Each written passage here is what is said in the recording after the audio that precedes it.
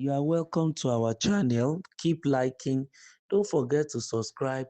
Make sure you share. In the news, Natasha's actions risk undermining future complaints of harassment or discrimination. Who said this?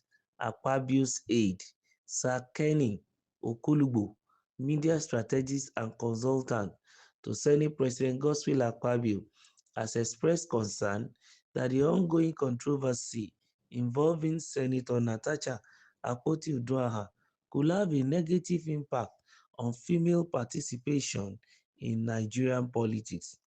In an interview published by Vanguard on Thursday, July 31st, 2025, Okolugbo warned that the senator's conduct may discourage future female aspirants and undermine efforts toward gender equity in governance. The situation follows Senator Natasha's suspension from the Senate after a confrontation with the Senate President over the reassignment of her seat with, within the chamber. The senator challenged her suspension in court, and the Federal High Court ruled that the suspension was excessive.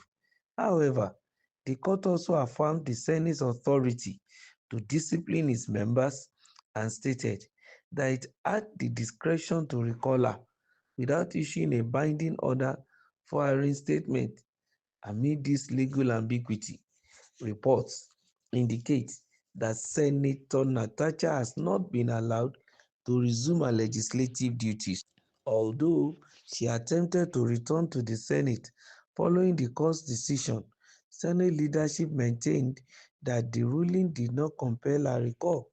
There is also speculation that the senator has appealed the decision, arguing that the court did not provide an explicit directive for her reinstatement. In his remarks, Okolugbo stated that the entire episode could set a troubling precedent. He noted that Nigeria currently has only 4 female senators out of 109 and said that incidents like this could deter qualified women from entering politics. He argued that using gender to shield oneself from legitimate scrutiny or to promote false narratives could damage the credibility of genuine gender-based advocacy. Okolugbo emphasized the need for more women in politics, but stressed that female lawmakers must uphold the same standards of integrity and discipline expected of all public officials. He warned that future claims of harassment or discrimination could be taken less seriously if this case is seen as manipulative or politically motivated. According to him, the lasting impact of the controversy may not only harm the senator's image but also undermine broader efforts to increase female representation and credibility in Nigerian politics. Nigeria has only 4 female senators out of the 109. Senator Natasha's conduct set a bad precedent. Okolugbo said, "We need more women in politics, but they also must uphold the integrity and discipline expected of lawmakers. Our actions risk undermining future complaints of harassment or discrimination because people will reference this case and wonder if it's another stunt." Is this a stunt? That's the question, because there are so many questions to be raised in this particular information given by the media aide or assistant to the Senate President. What do you think the people in the camp of Natasha will say? A stunt? Are they really doing a stunt? Is this serious at all? Because these are realities. And the issue of sexual harassment in this gender-based world is a serious allegation that shouldn't be taken with levity. That's just the truth, and that's just the reality. And then people will also want to contest that. Very, very important. Yes, we are not ruling out the fact that senators or lawmakers in general should be able to sit up.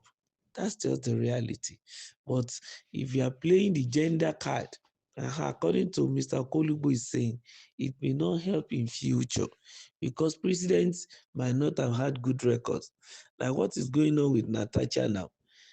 Looking at the fact that she went to court, and out of the three judgments, she was convicted. You know, asking her to pay fine, asking her to write apology, and also apologize in newspaper dailies that are of two national prominence, and also on her Facebook page. All these things are tending towards something, that the issue of harassment does not arise, since the law does not even bother to speak about her so-called harassment. They just spoke on the fact that she has violated the Senate's rights and rule and privileges rule, and then she has to be disciplined for that. And also after the discipline is considered, there was suggestion by the judge that the Senate is bigger than that. They should be able to restate the woman, because out of 181 days that she's supposed to be in plenary, 180 has been used to suspend her. How come we should be able to represent our people appropriately, and knowing fully well that it is this set of people's human rights that are being infringed upon, and the one that will suffer? Because it cannot affect Natasha. At the end of the day, she's a politician. She can still find a way around it and then solve her own personal problem or issues. So it's essential and important that the Senate should also look into all this matter. But the core of this discussion is the fact that if the court continue to, you know, give judgment that convicts a female senator like this type of Natasha, is going to affect female participation in politics, because to a large extent many women who want to come out will want to say, see the fate of Natasha, look at what she's going through, and they may not be able to go through such rigors or ridicule, and as a result of that, it will discourage them from even having an idea of coming into politics, not to talk of coming out openly to contest.